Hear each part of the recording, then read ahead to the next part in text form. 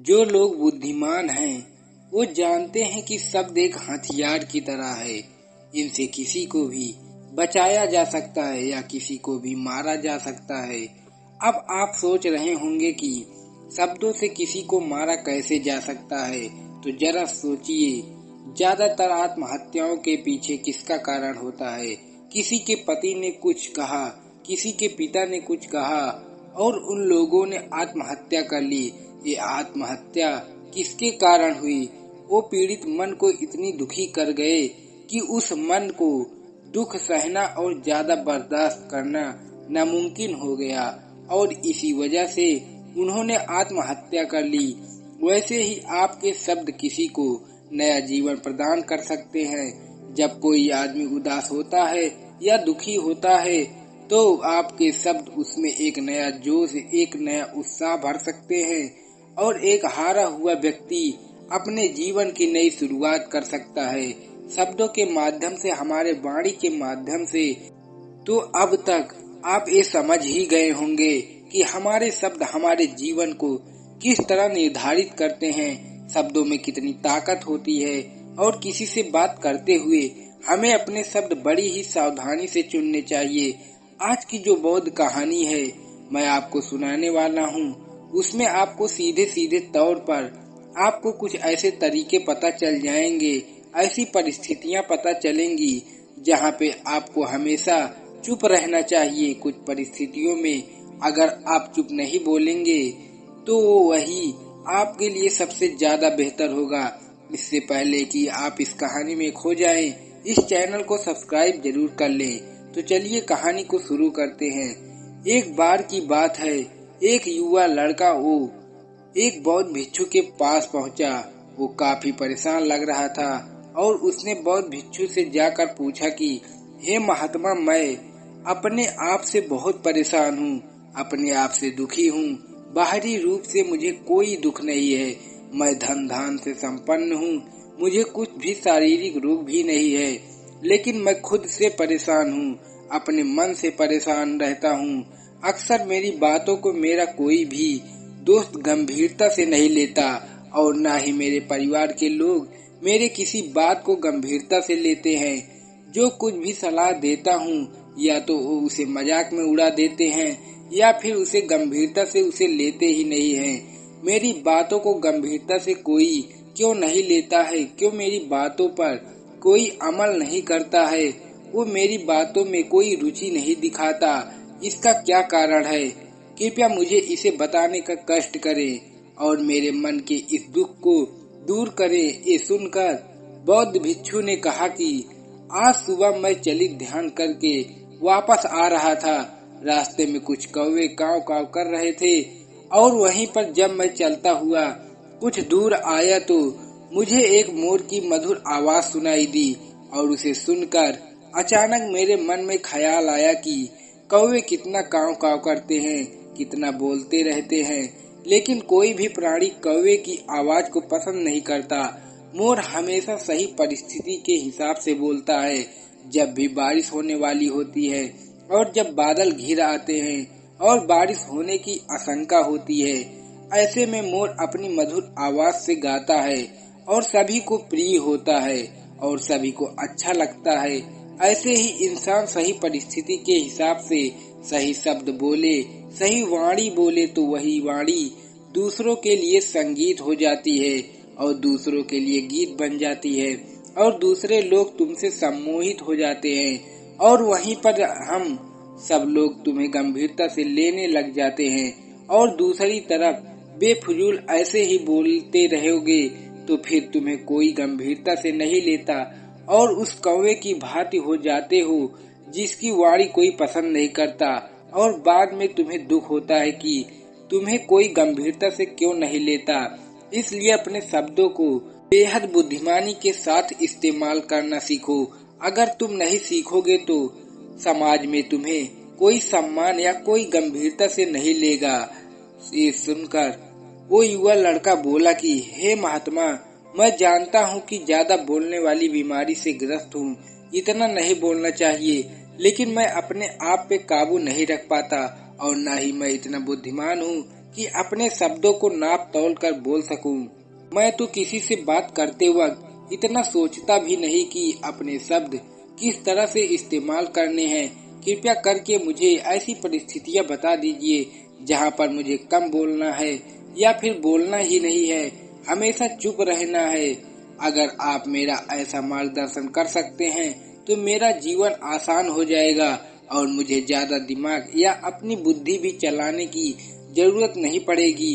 ये सुनकर वो बौद्ध भिक्षु मुस्कुराते हुए कहे कि हे शिष्य, वैसे तो हर इंसान को हर परिस्थिति में सोच समझ कर ही बोलना चाहिए, लेकिन अगर वो हमेशा होश में नहीं रह पाता, ध्यान में नहीं रह पाता, तो मैं तुम्हारे दैनिक जीवन की कुछ ऐसी परिस्थितियां बता रहा हूँ जहाँ पर तुम्हें हमेशा चुप रहना है। तुम ऐसी जगहों पर कुछ ऐसे बोलोगे कि तुम्हारा अपमान ही होगा, फिर तुम्हें कोई गंभीरता से नहीं लेगा।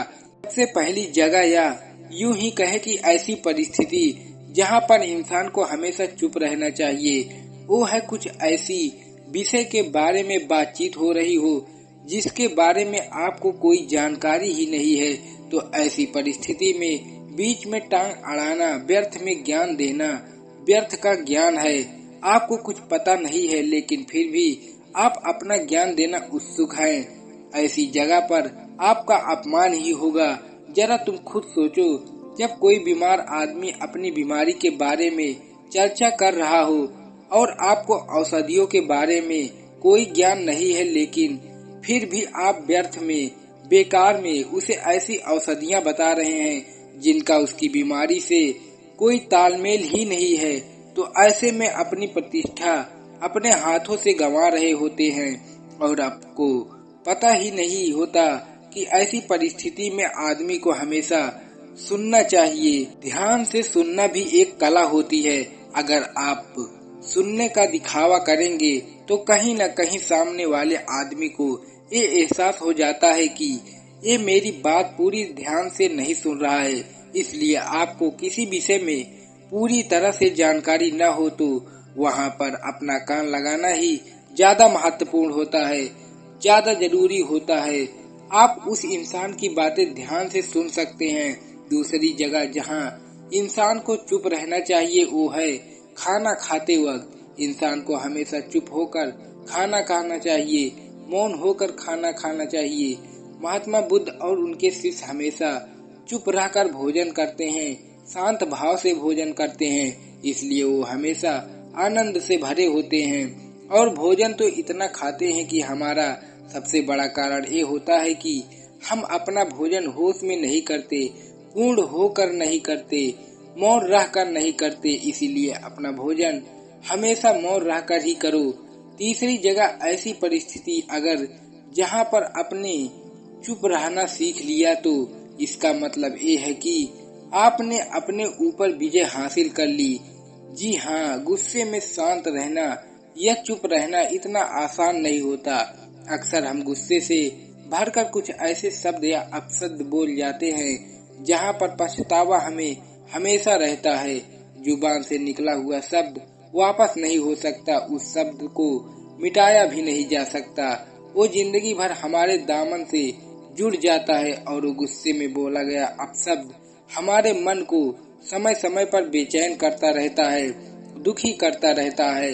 लेकिन गुस्से के वक्त चुप रहना भी एक बहुत बड़ी कला होती है।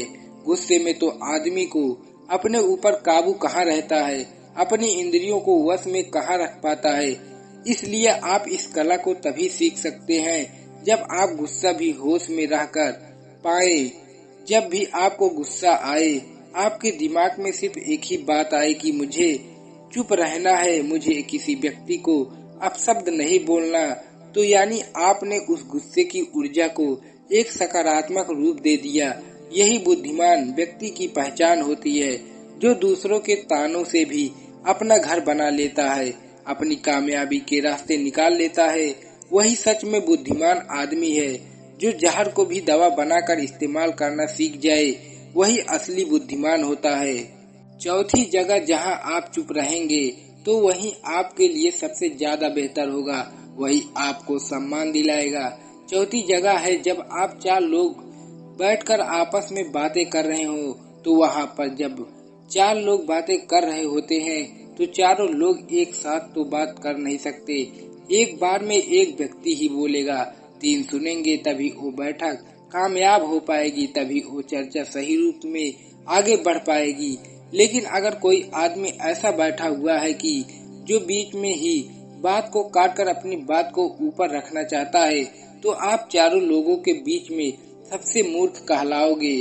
अगर आपको अपनी बात कहनी है तो सामने वाले को पहले अपने पूरे विचार रखने दो।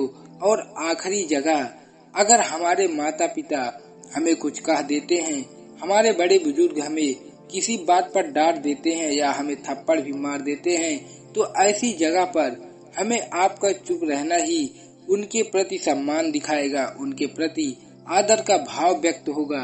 तो इसके बाद वो युवा लड़का बौद्ध भिक्षु के सामने नतमस्तक हो गया और उनको प्रणाम करते हुए अपने घर वापस लौट गया।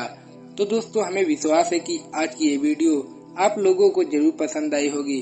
तो वीडियो को लाइक और अपने दोस्तों के साथ शेयर जरूर करिएगा और हमें ऐसे ही सपोर्ट करने के लिए हमारे चैनल को सब्सक्राइब और घंटी बटन को जरूर दबा दीजिएगा। तो चलो मिलते हैं ऐसी ही एक और वीडियो में, तब तक के लिए अपना ख्याल रखें। धन्यवाद।